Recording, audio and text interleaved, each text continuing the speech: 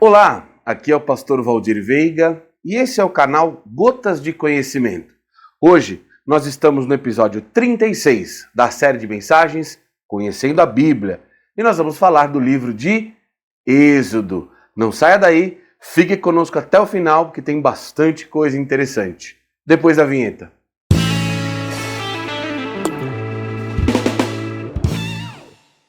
Seja mais uma vez bem-vindo ao meu canal, quero te convidar a ficar conosco aqui até o final, porque hoje nós vamos abordar um tema bastante interessante acerca do livro de Êxodo.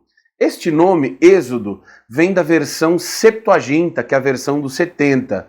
É a tradução do hebraico para o grego, do Antigo Testamento, do hebraico para o grego. Eu já falei isso no vídeo anterior e nos primeiros episódios dessa série de mensagens. Então volta lá e assiste todo o conteúdo, é sempre bom. O nome do livro Êxodo, então, vem da Septuaginta e significa saída, porque narra a saída do povo de Israel da escravidão do Egito. Durante 400 anos, eles ficaram cativos, escravizados ali no Egito. É claro que não foi todo esse período de 400 anos. Eu estou falando desde José, quando José morreu, e ali estavam estabelecidos as famílias de Jacó, de José, os hebreus, chegaram lá no Egito 72 hebreus. E estima-se que saíram do Egito, depois de 400 anos, vivendo lá na terra de Gósen, mais de 3 milhões de hebreus. Olha que coisa bastante interessante. Olha como a palavra de Deus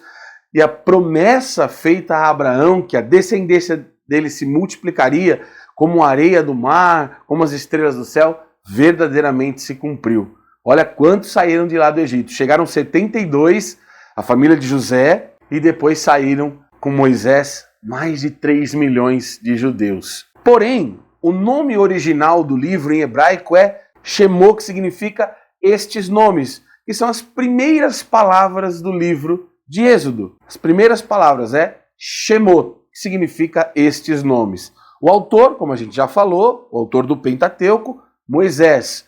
A data de abrangência desse cenário que está descrito aqui em Êxodo vai de 1706 a 1490 antes de Cristo. Aqui não foi a data que ele foi escrito, mas o período de abrangência. A palavra-chave é libertação, não podia ser diferente, porque vai narrar exatamente a libertação do povo de Israel do Egito. E o verso-chave é Êxodo 3, 8, capítulo 3, versículo 8, que diz assim: Por isso desci a fim de livrá-lo da mão dos egípcios e para fazê-lo subir daquela terra a uma terra boa e ampla, terra que mana leite e mel, o lugar do cananeu, do eteu, do amorreu, do ferezeu, do eveu e do jebuseu. Aqui mostra a presença de Deus. Por isso desci a fim de livrá-lo da mão dos egípcios. Narra o clamor de Israel por essa libertação e Deus atendendo o pedido para que essa libertação acontecesse na figura de Moisés, que é, obviamente, a peça central aqui do livro de Êxodo, depois do Senhor, depois de Deus, é claro. O tema de Êxodo. Êxodo é o grandioso Deus vindo em socorro do homem. Nele, nós vamos encontrar a obra redentora do Deus poderoso, que fala de redenção, de libertação. Moisés é um tipo de Cristo, como libertador, na figura do libertador. Moisés é o tipo e Jesus é o antítipo. Isso é uma figura de linguagem da hermenêutica bíblica. Nós falamos isso em um dos episódios da série de mensagens Conhecendo Jesus. Então fica ligado aqui no canal, tem bastante conteúdo interessante. Fazendo um breve resumo do livro de Êxodo. Primeira coisa que eu queria destacar, Moisés é um homem de fé. E isso é tão latente na Bíblia que ele está lá na galeria dos heróis da fé de Hebreus capítulo 11. A gente vai ver isso lá entre os versículos 23 e 29, dedicado a Moisés. Lá está Abraão também, que é o pai da fé, segundo a tradição judaica, mas Moisés também é um homem muito importante para o judeu, para o judaísmo. Ele está ali na galeria da fé, dos heróis da fé, narrados lá em Hebreus 11. Depois leia o livro de Hebreus no capítulo 11, que você vai ver lá uma lista de heróis da fé. O livro também vai falar da demonstração do poder de Deus contra os deuses do Egito em formas de pragas. Foram 10 pragas e cada praga desonrou um deus egípcio.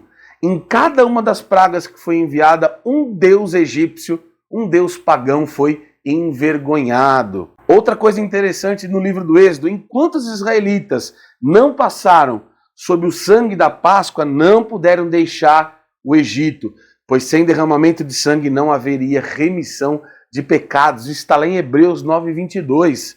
O apóstolo Paulo, a maioria dos estudiosos acreditam que foi o apóstolo Paulo que escreveu o livro de Hebreus, apesar de ele estar numa seção de livros sem autoria, mas a maioria acredita que foi Paulo. E lá no capítulo 9, versículo 22, ele fala que sem derramamento de sangue não haveria remissão de pecados. Então, a Páscoa judaica ela é um pouco diferente da Páscoa cristã. O termo Páscoa vem de Pesach, do hebraico. Pesach significa passagem.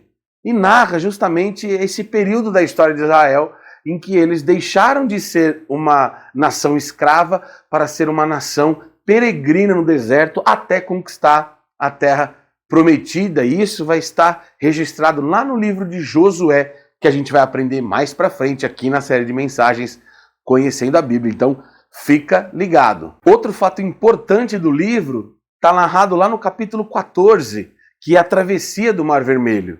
Aquela passagem miraculosa quando Moisés ele sai ali do Egito e vai em direção ao deserto, ele se depara com o Mar Vermelho e ali Deus realiza um milagre. Deus abre o mar e Israel passa. A Bíblia diz que eles passam a seco. Está lá narrado em Êxodo capítulo 14. O livro vai falar também da provisão no deserto através do maná. Está lá em Êxodo 16:35.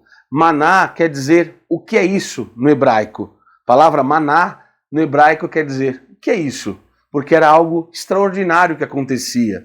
Caía do céu todos os dias o maná e através desse maná que eles se alimentavam, que eles faziam pães, bolos e muitas vezes comiam maná puro. Há uma tradição dentro do judaísmo em que o maná ele tinha um gosto que as pessoas gostariam que tivesse. Então, exemplo, eu pegava o maná na mão e dizia assim, olha, agora eu vou comer uma carne de cordeiro.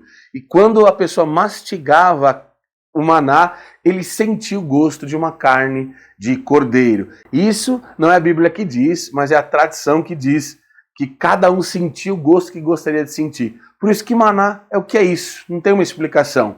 Era algo miraculoso que acontecia todos os dias durante os anos que eles passaram no deserto, todo dia caía o maná do céu, exceto aos sábados, no Shabá. Outra coisa interessante, a instituição da nação através dos 10 mandamentos. É lá, em Êxodo 20, que está o Decálogo. O Decálogo nada mais são do que os 10 mandamentos. Outro fato bastante interessante no livro de Êxodo é a confecção do tabernáculo. Isso a gente vai ver nos capítulos 25, 26 e 27 de Êxodo. Ali está uma descrição detalhada de todos os itens do tabernáculo. E qual é a tipologia do tabernáculo? Lembra que eu falei que Moisés era um tipo de Cristo e o antítipo era Cristo? O tabernáculo também é. Ele aponta totalmente para Cristo. E nós vamos ter aqui na série de mensagens, Conhecendo a Bíblia, um episódio bônus especial só para falar dos itens do tabernáculo. Nós vamos precisar aqui de uns 3 ou 4 episódios bônus só para falar sobre o tabernáculo, cada detalhe que aponta para Jesus. Então, muito em breve, eu vou estar lançando aqui, dentro da série de mensagens Conhecendo a Bíblia, esses episódios bônus para falar exclusivamente do tabernáculo. Então, fica ligado aí no canal. Lá em Êxodo capítulo 32, está narrado um episódio triste, né? O pecado do povo através da criação do bezerro de ouro. Moisés ficou 40 dias no monte, recebendo de Deus a lei, o decálogo, os 10 mandamentos, e recebendo as instruções dos 613 mandamentos judaicos. Não são só os 10 mandamentos, tem mais 613 ao longo dos livros do Pentateuco, da Torá. Está lá em Levítico, Números, Deuteronômio. Você vai ver ali os demais mandamentos. Então são os 10 mais 613. Fica ligado na palavra de Deus que tem bastante coisa interessante. Como eu falei no início, Êxodo abrange um período de 216 anos, cerca de 1706 a 1490 a.C., começa com o povo escravizado lá no Egito e termina com o povo redimido na presença de Deus. E para finalizar, algumas observações interessantes. Em Êxodo, Jesus ele é apresentado como o nosso Cordeiro Pascual. Cordeiro significa comunhão, vida cristã e serviço. Isso a gente vai ver lá em Apocalipse capítulo 5 e versículo 6. Fica ligado que logo mais tem nova série de mensagens aqui que é Conhecendo o Apocalipse. Outra observação importante são as ervas amargas, que representa que Cristo provou o cálice amargo por todos nós. Então, a Bíblia vai dizer que naquela noite em que o anjo feriu os primogênitos do Egito, eles aspergiram o sangue do cordeiro nos umbrais da porta, e as residências que tinham esse sangue aspergido nos umbrais, o anjo da morte não entrou e não feriu o primogênito, seja israelita ou seja egípcio. Muitos egípcios foram poupados porque estavam dentro das casas dos israelitas. Eles creram no poder de Deus. E naquela noite eles celebraram, comendo o cordeiro, comendo os pães asmos, o pão sem fermento e as ervas amargas. As ervas amargas então vão representar que Cristo provou o cálice amargo por nós. E o cordeiro sofredor que passou pelo fogo. Aquele cordeiro foi morto, o seu sangue foi aspergido nos umbrais das casas e depois eles cozeram aquele cordeiro e comeram naquela noite. Aquela foi a primeira celebração do Pessach, da Páscoa judaica. Espero que você tenha gostado do episódio. Eu quero pedir para que você se inscreva no canal se você não for inscrito. É muito simples. Vai lá, clique em inscrever-se, não paga nada, não dói nada, você vai perder nem 2 segundos para fazer isso. E você vai ajudar bastante aqui o canal. Ative o sininho de notificações para quando for postado vídeo novo aqui no canal, você receber as notificações. Outra coisa importante, muito importante, ficou aqui conosco até o fim, gostou do vídeo? Dá o like, dá o joinha, porque você vai ajudar a fortalecer o canal e esse vídeo e esse canal ter mais abrangência. E outra coisa importante, compartilhe. Quanto mais pessoas receberem essa palavra, mais pessoas serão abençoadas. Te espero no próximo episódio. Deus abençoe.